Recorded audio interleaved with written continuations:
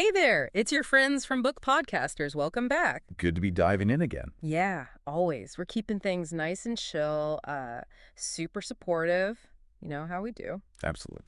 Okay, so anyone else feel like just when you think you've cleared a little brain space, something new arrives? Always something new to learn, especially in this field. Totally. Well, speaking of brains, Mm-hmm. and just when you thought maybe, just maybe, you could stash those pharmacology notes away. Surprise. Uh-oh. Haha, yeah, here's another chapter we're going to explore together. But hey, think of it as like leveling up your understanding. You've got this. Definitely. And it's a really crucial level for understanding mental health care. Exactly. Today, we're doing a deep dive into psychopharmacology. Mm. So, for anyone needing a quick refresher, this is basically the study of how medications affect, well, our minds and our behavior. It's a pretty huge area. It really is. And psychiatric medications, they've become such a critical part of mental health care.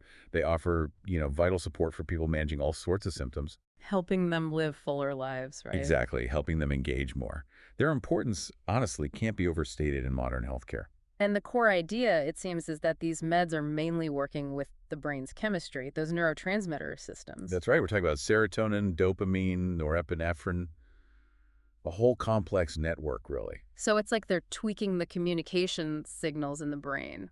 That's a good way to put it. Fine-tuning, maybe? Yeah. The overall goal is to stabilize things, mood, perception, thinking, which, ultimately improves overall mental health. Okay, so let's dig into that. What are these psychiatric medications, really, and how do they actually do what they do? Well, like we were saying, psychopharmacology looks at how these meds interact with the brain and the body, too, to treat mental health conditions. And the purposes. Fundamentally, it's to help manage symptoms, improve day-to-day functioning, and just enhance quality of life. Getting things back towards a healthier balance, I guess, and that goes back to the neurotransmitters. Precisely. They primarily work by influencing those neurotransmitter systems. Serotonin affects mood, dopamine is big for pleasure and motivation, norepinephrine for alertness. Mm-hmm.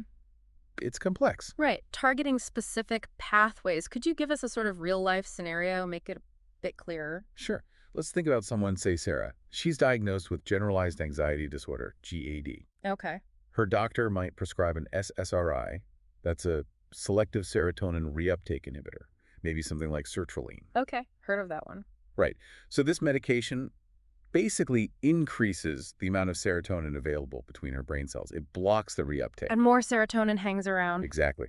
And over time, as that system finds a better balance, Sarah might notice her anxiety levels decreasing. She might feel less worried, maybe sleep better, feel more able to, participate in work or hobbies or time with friends. That really helps visualize it. It's not changing who she is, but helping her brain chemistry manage the anxiety there. That's the idea. Now, you mentioned different classes of these medications. Can we break those down? Absolutely. They're grouped based on what they treat and how they generally work. Let's start with antidepressants. Sounds good. We hear that term a lot. Yeah. Antidepressants are mainly for depressive disorders. The goal is usually to boost levels of serotonin, norepinephrine, or sometimes dopamine. Different types within that. Right. You've got the SSRIs like fluoxetine, sertraline, then SNRIs, serotonin norepinephrine reuptake inhibitors like venlafaxine. They hit both. Oh, okay. And there are older types too. TCAs, tricyclic antidepressants like amitriptyline, and MAOIs, monoamine oxidase inhibitors like phenelzine. But they're used less now. Yeah, generally, yes. They can be effective, but they often come with more side effects and potential interactions, so they're usually not the first choice anymore. Gotcha. So antidepressants for depression. What about other conditions like psychosis? Right, then we have antipsychotics. These are key for managing conditions like schizophrenia and also sometimes bipolar disorder, especially mania. And how do they work? Their main action is blocking dopamine receptors in the brain.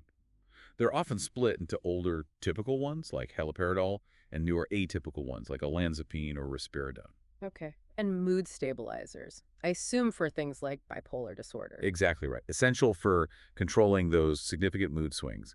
Lithium is the classic example. Anything else? Yeah, also some anticonvulsant medications like valproate and lamotrigine have proven effective as mood stabilizers too. Interesting. What about anxiety? Super common issue. For anxiety disorders, we use anxiolytics. These reduce anxiety symptoms. Some, like benzodiazepines, think diazepam, lorazepam, are often for short-term use. Why short term? Mainly because there's a risk of dependence with benzodiazepines. Buspirone is another option, works differently, lower dependence risk, often better for longer-term management. Okay. And ADHD, medication seems pretty common there. Yes, for ADHD, stimulants are frequently used. Things like methylphenidate Ritalin is a common brand name, and amphetamines, like Adderall. They help improve focus and attention and reduce impulsivity. Right. And one more class you mentioned was cognitive enhancers. Yeah, cognitive enhancers. Yeah. These are aimed at improving cognitive function, especially in conditions like Alzheimer's disease. Donepezil, rivastigmine are examples. Hmm. They often work by boosting neurotransmitters involved in memory and learning. Okay, great overview of the classes. Now, can we zoom back in on how some of these work? The mechanisms. You touched on SSRIs. Sure. So SSRIs and SNRIs, as we said, increase serotonin or norepinephrine in that gap between nerve cells, the synaptic cleft. By blocking reuptake. Exactly. They stop the sending cell from taking the neurotransmitter back up too quickly. So the message, the signal, lasts a bit longer, has more chance to be received by the next cell. This helps improve mood or reduce anxiety over time. Like keeping the communication line open a bit longer. Makes sense. Kind of, yeah. Now, antipsychotics, their main job is blocking dopamine receptors. The thinking is that in conditions like schizophrenia, some pathways might have too much dopamine activity, contributing to symptoms like hallucinations or delusions. So blocking the receptors calms that down. That's the basic idea, yes. Dampens down that excessive signaling. Okay. And the benzodiazepines for anxiety, you said they work with GABA. Right. Benzodiazepines enhance the effect of GABA, which is gamma-aminobutyric acid. GABA is the brain's main inhibitory neurotransmitter. So it tells neurons to slow down. Exactly. It puts the brakes on. Benzodiazepines make GABA even better at doing that, leading to a calming anti-anxiety effect by quieting down overactive brain circuits. So amplifying the brain's natural calm down signals. Got it. And lithium for bipolar, you said, was a bit different. It is, yeah. It's more complex and honestly not fully understood. But we know it interacts with several neurotransmitter systems and internal cell processes. Like? Well, one key aspect seems to involve influencing electrolyte balance, particularly sodium, inside brain cells. By affecting these intricate pathways, lithium helps stabilize mood, reducing those highs and lows in bipolar disorder. Let's say someone like Tina has bipolar disorder. Lithium helps manage those manic and depressive episodes. Wow, it really is complex how these substances target brain chemistry. But of course, they aren't without potential downsides. Side effects are a big consideration, right? Absolutely crucial. These are powerful medications. While they can be incredibly helpful, they can have unintended effects. And these side effects vary a lot, depends on the drug, the dose, the person. So monitoring is key. Essential. Yeah. Absolutely essential for both effectiveness and safety. Can you give some examples, like for the different classes? Sure. SSRIs, you might see things like nausea, maybe weight changes, sleep problems, sometimes sexual side effects. Okay. Antipsychotics can cause drowsiness, weight gain is common, metabolic changes too, raising risks for diabetes, heart issues, and sometimes movement problems like tardive dyskinesia, though less common with newer ones. And benzos? Risk of dependence is the big one. Also drowsiness, maybe some cognitive fuzziness, memory issues. And lithium needs blood tests. Yes, regular blood tests are vital. The therapeutic window, the dose that works without being toxic, is quite narrow. Too high, and it becomes toxic. That really drives home the need for medical supervision. You mentioned Mark, who had side effects from sertraline. Yeah, Mark experienced some stomach upset, some insomnia when he started sertraline for depression. But he talked to his doctor about it. Good communication. Exactly. The doctor adjusted the dose, and that helped lessen the side effects while keeping the benefits. It highlights how important that patient-provider conversation is. Definitely. And that brings up another challenge, actually, taking the medication consistently. Adherence. Why is that often difficult? Yeah, medication adherence, just taking it as prescribed, is a really common challenge. There are several reasons. Sometimes people don't feel the benefit right away. These meds can take weeks to really kick in. And those side effects we just talked about must play a role, too. A huge role. If a medication makes you feel bad in other ways, it's hard to stick with it. Plus, unfortunately, there's still stigma around psychiatric medication. Right. People might feel judged or shamed. Exactly. That can lead them to stop. And then there are practical things, just forgetting or not having a solid routine. It all adds up. It's a mix of factors, then. How do healthcare providers help with this?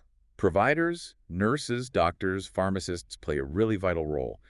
Education is key. Explaining why the medication is important, what to expect, managing side effect expectations. And checking in about those side effects. Constantly. Monitoring them, finding ways to manage them, maybe adjusting the dose or the timing. Building trust is huge too, so people feel okay discussing their concerns or beliefs about the meds. You had that example of Michael with schizophrenia? Yes.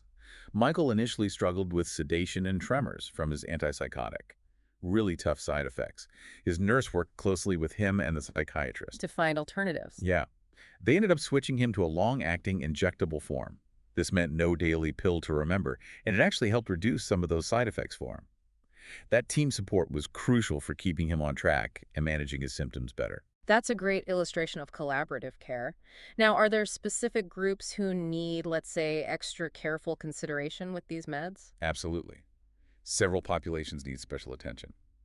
Elderly patients, for instance. Why them specifically? Well, their bodies often metabolize and get rid of medications more slowly due to age-related changes. This makes them more prone to side effects.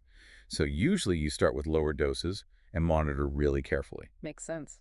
What about pregnancy or breastfeeding? That's another really critical area. Many psychiatric meds can cross the placenta or get into breast milk. So it's a careful balancing act, weighing the risks and benefits for both mother and child. Often involves specialist input. And kids or teenagers? Yes, definitely. Dosages need careful adjustment for their weight and development stage, and some medications might have specific warnings or aren't approved for certain age groups. Again, very careful assessment and monitoring are key. So it really boils down to individualizing treatment, especially for these groups. Precisely. You always weigh risks and benefits, but it's even more critical in these vulnerable populations. Treatment has to be tailored and watched closely. Like Lisa, the pregnant woman with anxiety you mentioned. Right. Lisa was taking a benzodiazepine for anxiety, but when she became pregnant, she and her doctor discussed the risks. They decided to switch her to buspirone, which is generally seen as a safer option during pregnancy. It helped manage her anxiety while minimizing potential risks to the baby. Good to know there are options. Okay, looking forward then. What's on the horizon for psychopharmacology? It feels like a field that's moving fast. It really is. There's constant research aiming to develop new medications. The goal is often to target specific neurotransmitters or brain circuits more precisely. For better results and fewer side effects. That's the hope, yes. Lots of exciting work happening there. And you mentioned personalized medicine earlier. Tailoring treatment. Yeah, that's gaining a lot of momentum.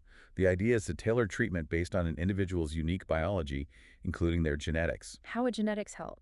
Well, your genes can influence how your body processes a drug, or how likely you are to respond to it, or even how likely you are to have certain side effects.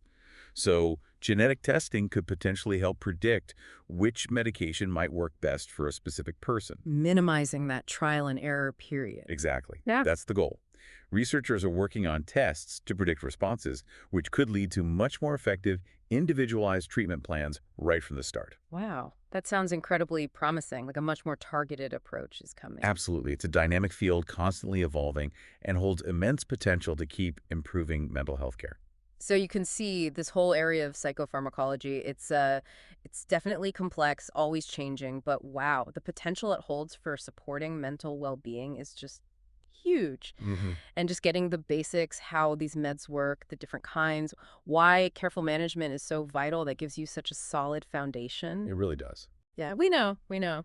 More pharmacology. Yeah. But seriously, think about how crucial this knowledge is for understanding the bigger picture of mental health care.